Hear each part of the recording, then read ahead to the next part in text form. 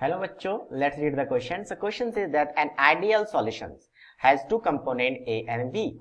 A is more volatile than B, that is P naught A is greater than P naught B, and also P naught A is greater than P total.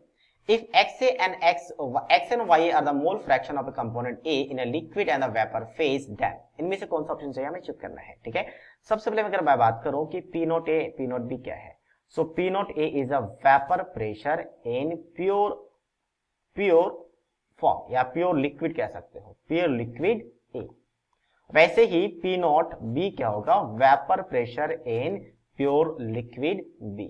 और फिर अगर हम बात करें यहाँ पे आपके पास PT है, तो PT क्या है, PT आपके पास total pressure, total vapour pressure of solution.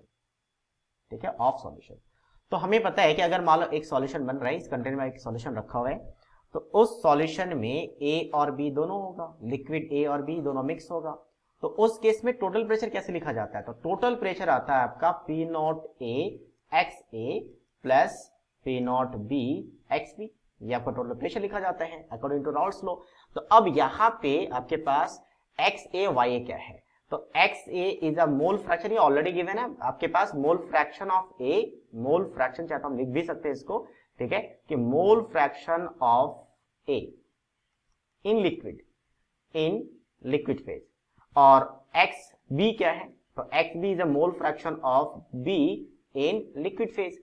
तो वही जब वेपर बनेगा तो उस वेपर में इसका क्या होता है कि मोल फ्रैक्शन को YA मानते हैं और YB मानते हैं. ठीक है, इसको सिंबॉलिक फॉर्म में लिख देते हैं, यानी A और B का मोल फ्रैक्शन वेपर फेज में YB होता है.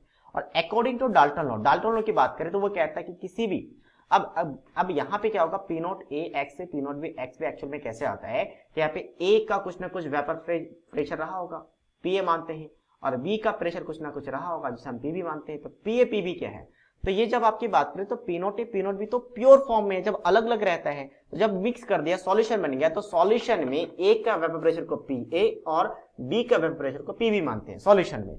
तो A का वेपर प्रेशर किसके इक्वल होगा, सो ये कहा जाता है कि that is equals to mole fraction of A in the vapour phase into total pressure.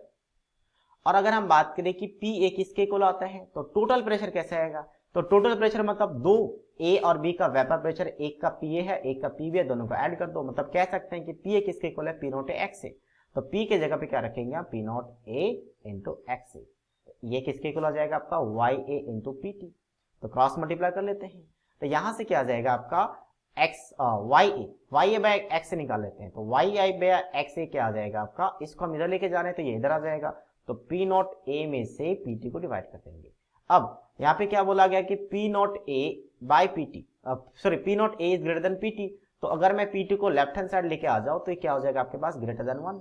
मतलब P not A by PT greater than 1 है, तो YA बाय XA भी क्या होगा, ग्रेटर देन 1 होगा. हम कहेंगे कि YA is greater then XA, मतलब YA क्या है, ज्यादा है किससे, XA से. तो अगर ऑप्शन देखेंगे तो YA किससे ज्यादा है, XA से. So option C.